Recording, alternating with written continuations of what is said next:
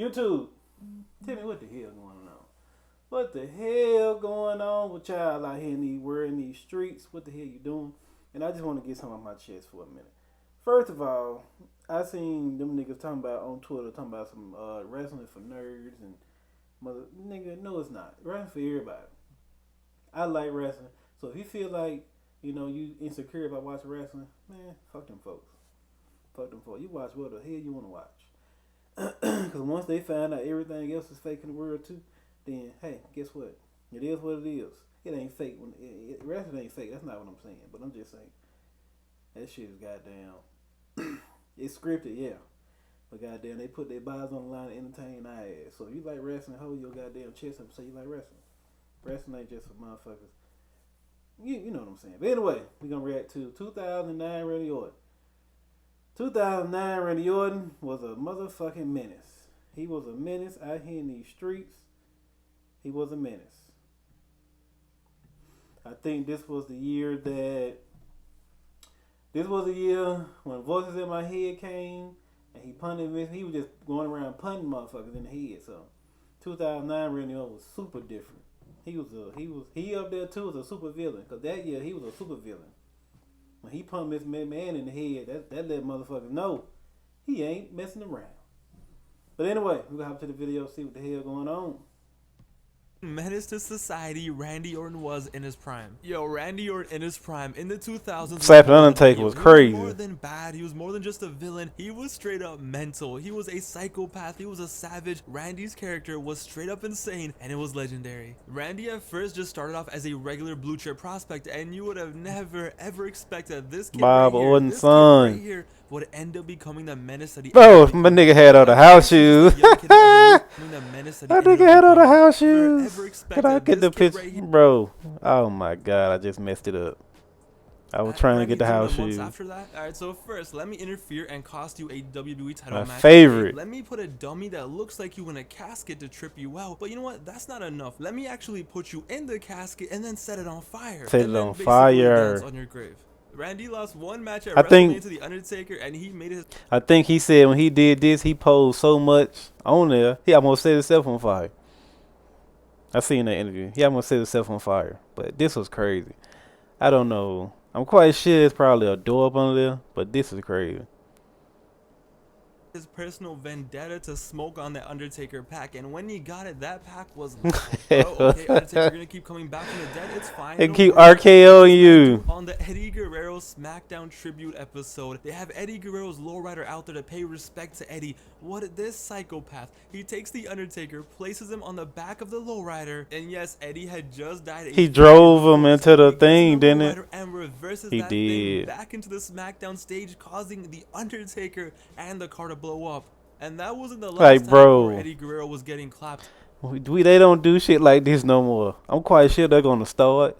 Cause I'm gonna watch a video later about the Renaissance, and I feel like they're gonna start back. Triple H is gonna have this stuff back in here. That's why I feel like LA Knight would be so perfect in that era. LA Knight, he doing a great job too. I'm all off topic. We're gonna talk about Mr. Randy Orton. God damn it.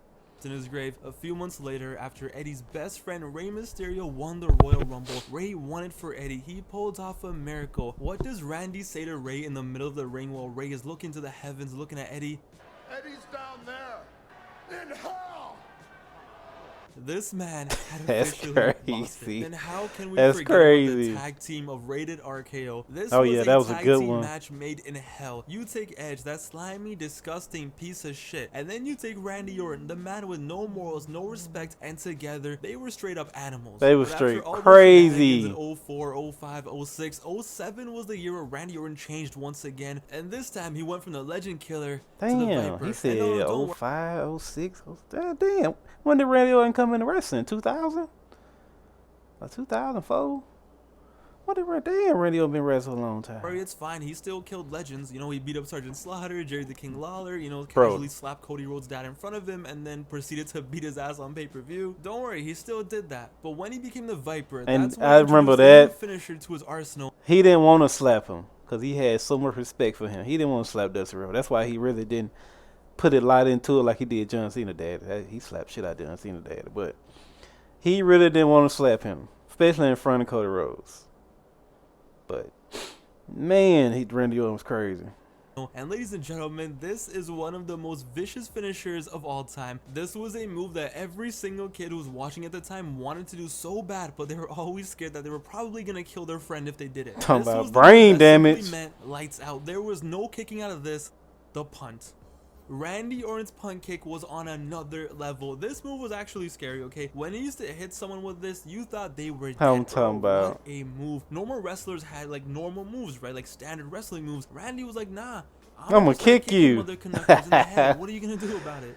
Once Oh, Randy shit. started doing the punt, he started doing things that were just straight up evil. First, he was RVD feuding with John sold Cena, it. right? This man handcuffed Cena to the ropes and then spent like 10 minutes just casually beating up John Cena's dad in the middle of the ring. This 50, 60-year-old man just casually getting his ass kicked while his son watches. And it didn't stop there. No. Did I mention He was whooping on that another man episode of Raw, every Randy week. Orton just grabbed Cena's dad from the crowd, threw him over, and just boom, punted him in the head. Like, yo, Edge slapped Cena's dad, and we were all like, oh my god, how could he do that? That's so disrespectful. Damn, Cena daddy was catching all the strays. He was catching every goddamn thing. Damn, Cena daddy a soldier.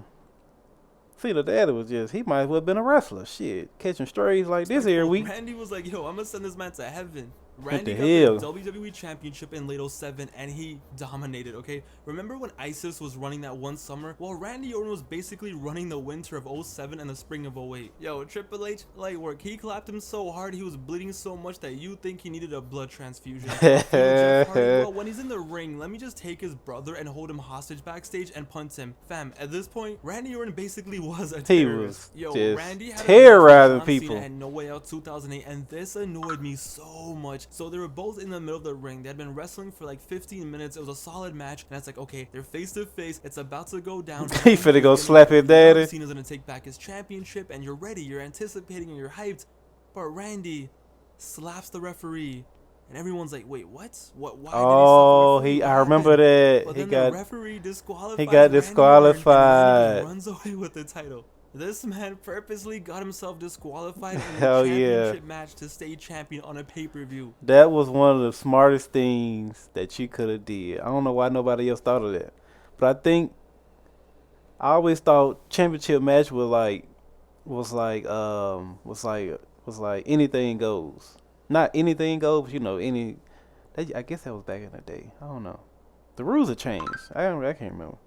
But yeah, man, all those things were wild, all those shenanigans and moments that were insane. Randy Orton finally reached his final form, his peak of being a menace, when he shaved his head, and I don't know what kind of razor this man was doing. I don't know what kind of deadly skin fade he was getting, but he got his head shaved. He grabbed Cody Rhodes, he grabbed Ted DiBiase Jr., he created legacy, and he went after the McMahons. I'm telling you, man, this was Super Saiyan Randy Orton right here. So his feud with the McMahons starts off pretty chill at first, okay? He's with Stephanie, he's insulting her, and every week he just goes above Smack. and beyond. But slowly it becomes him straight up tormenting Steph. He eventually is like, oh, you're useless, you're this, you're that. In one episode of Raw, it was Vince and Steph in the ring, and he just straight up says that, hey, now that you popped out some grandkids, you're essentially worthless. Yo, at that point already we're like, whoa, that's pretty wild, that's pretty wild. But nah, this was just the beginning. After that, he just goes off the rails. Bro, He Stephanie- goes off the rails in a level. Stephanie is a soldier. Stephanie McMahon kids, he didn't even have to do this.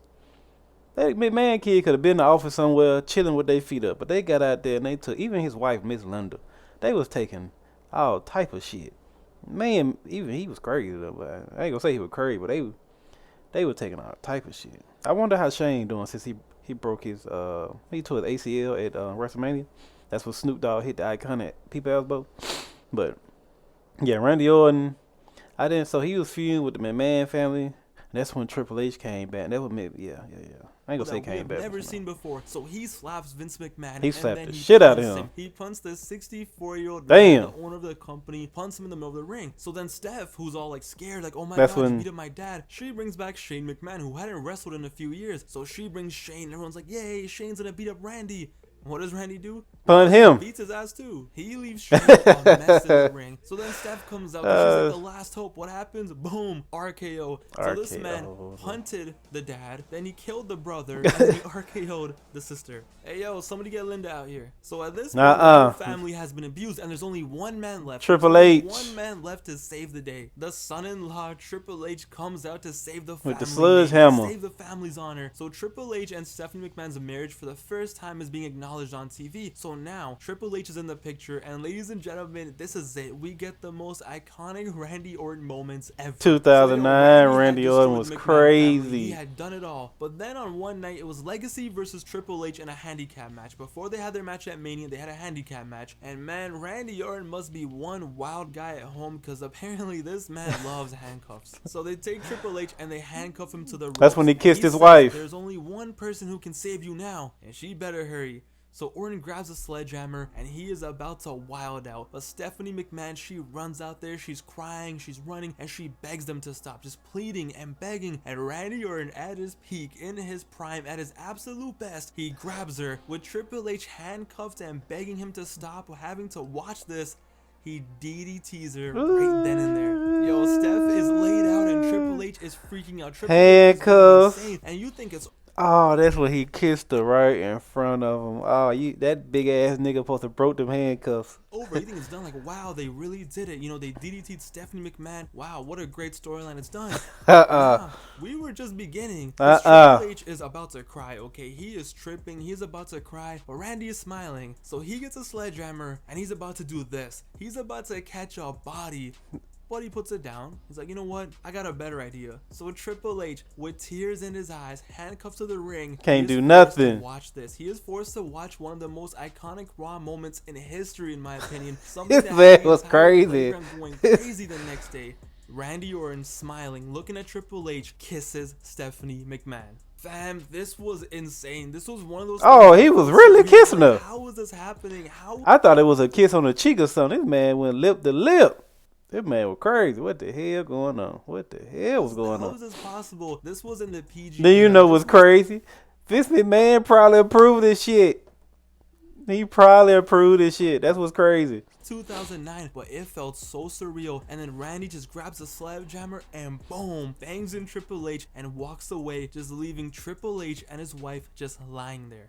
And as the year went on, whether he won or lost, it didn't matter. 2009 was a year where he won that battle. Form, where he wasn't even a wrestler anymore. At this point, he was just there to wild out, destroy families, and end careers. Look no further than the stuff that he did to John Cena in 2009. Back in 2007, like we mentioned, he already beat up his dad and destroyed him, RKO'd him, all that stuff. But that wasn't enough. No, that was not enough. In 2009, he was the ultimate supervillain, so we had to step it up. So I'm telling you. Match against John Cena at Breaking Point 2009. Wait, first of all, this wasn't even a match. My bad. This wasn't even a fight either. This was something that honestly probably isn't even allowed on YouTube. Yo, Randy beat Cena's ass for a solid 25 minutes before Super Cena's powers kicked in. But he put out the handcuffs once again, and he this man in the handcuffs is crazy. Him. He beat Cena's ass so bad that honestly it was kind of disturbing. Yo, he knocked him out and he was dragging his body like he was playing a hitman. But yeah, this man tied up Cena to the post and he tortured him. He actually tortured him. He would have waterboarded him if he could have. He got the kendo sticks and he started just wiling out. He was like a man possessed, the chair shots, the kendos, and yo, trust me, I have never heard John Cena cry like that like he did in this match.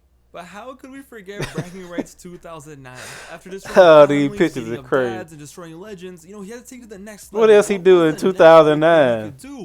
How about murdering someone? It was Cena versus Randy in an Iron Man match for 1 hour. It was 1 hour of Randy Orton just being a straight up menace. So they're fighting and Randy slams John Cena's head. Oh yeah. Thingy, and the pyro went off. And yo, I swear to God, Randy looked like a caveman who had just discovered fire for the first time. So first he grabs John Cena and just throws him into the legs, trying to blow him up with the lights. But that wasn't enough. You know what? It didn't do enough damage. He needed more fire, more sparks. It wasn't enough. He started pressing buttons. Stop there. Randy really wanted to be on the FBI's most wanted list. ridiculous. So Cena is literally crawling away for his life. He is trying to crawl away from this monster. He's trying to get away, and he ends up on the stage. So Randy sees that Cena is on the stage, and he goes to the pyro control thing once again. And this man starts spamming the playing Nintendo for the first time. He is just depends on it, and the fireworks just go off. You thought Kane was gonna come out and pew pew pew. Randy Orton tried blowing up John Cena with fireworks in front of 20,000 people.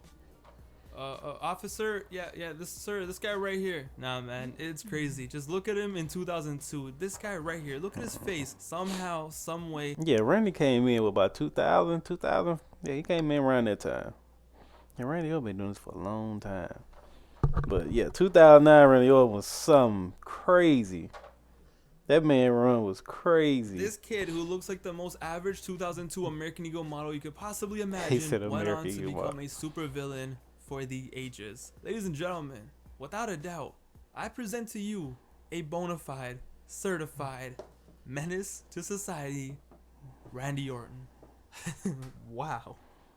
Yo, that video was fucking great.